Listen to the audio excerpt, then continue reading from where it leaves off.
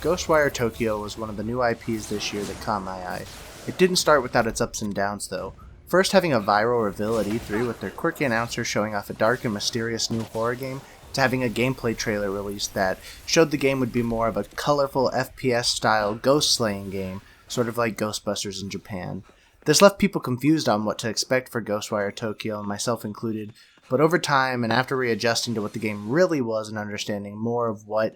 Tango Software's vision was, I started to get more interested in this new title. Honestly, what attracted me to this game was how well designed the monsters were, and seeing this new take on what FPS-style ghost killing could be, other than maybe current Resident Evil games. Though, unfortunately, after 30 hours of game time, the game ended up leaving me quite underwhelmed.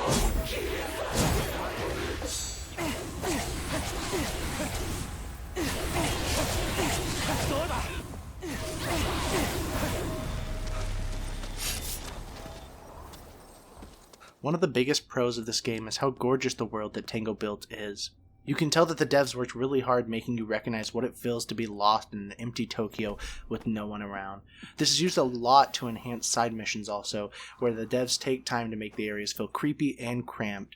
While they use quest givers that are just floating ghosts, the game shines brightest at this part because the devs are able to twist and manipulate the space that you are in to get you creeped out, allowing you to build tension while you're learning about a ghost haunting that area, preparing you to get ready to fight with that ghost later in the side quest. This is also made better by the devs having really good enemy design, whether it's headless schoolgirls all the way up to a young boy hung in a little ghost costume. Finally, the combat looks and feels really good, utilizing the DualSense to make you feel the power of all the spells that Akito and KK are throwing out during combat, and then leads up to you having a really good moment where you either crush the ghost orb with your hand or rip it out with your Ghostwire.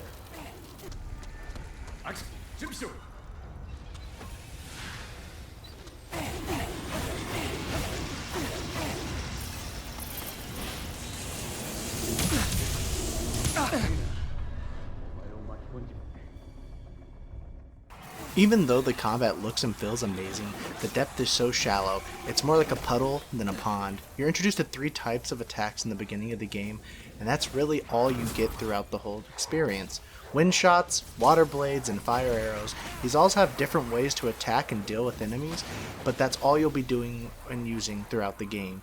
Other than that, you get a couple of talismans that apply neat effects, whether it's stealth or stun, or making their ghost orb pop up even faster, to a bow that you find at KK's apartment, able to kill certain ghosts from far away and keep you in stealth. On top of that, instead of us playing as KK, we have to play as Akito, a young male whose sister is somehow tied into this mystery of this game, and I think it was an attempt to let us connect to him, since he's as lost as we are at the start of this game, unlike the Japanese Ghostbuster KK, but I never found myself connecting to him or his struggle with his sister. This leads to the fact that instead of feeling like a game where we are tied up in some big ghost mystery as Hannya tries to take over Japan, it sort of feels like we've been thrown into a sequel for a game that never came out.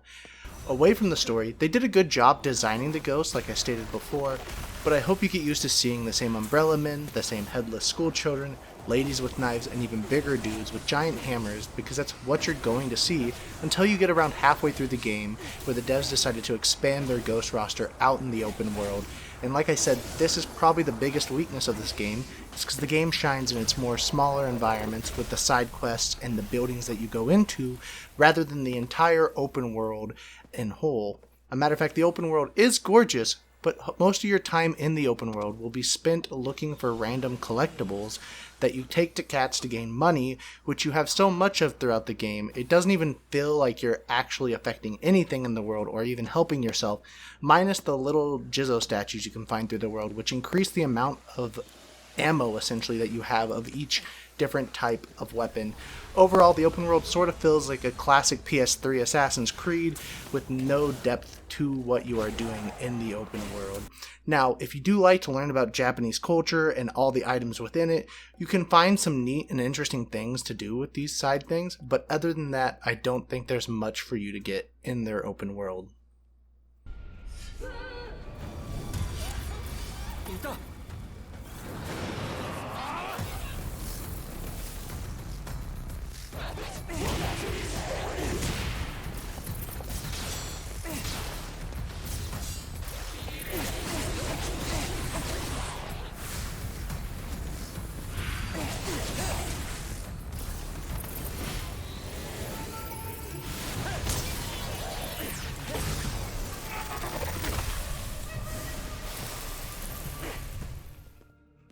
Overall, I like the idea Tango Softworks was going for with Ghostwire, and while I think they really figured it out when you're in the more linear sections, whether it's the main story or side quests, I think they lost a bit of it when they went and decided that the game needed to be an open world. That is where the game shines, trapping you in claustrophobic areas, putting an interesting story with an interesting enemy that you're intrigued to go figure out who it is and go take down in a fight.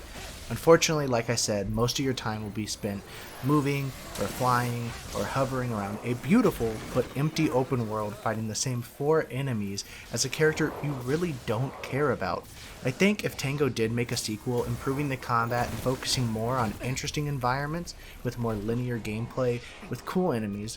it would make for a much better game personally. And while Ghostwire pulled at my heartstrings, I guess you could say it never really got me fully on the wire.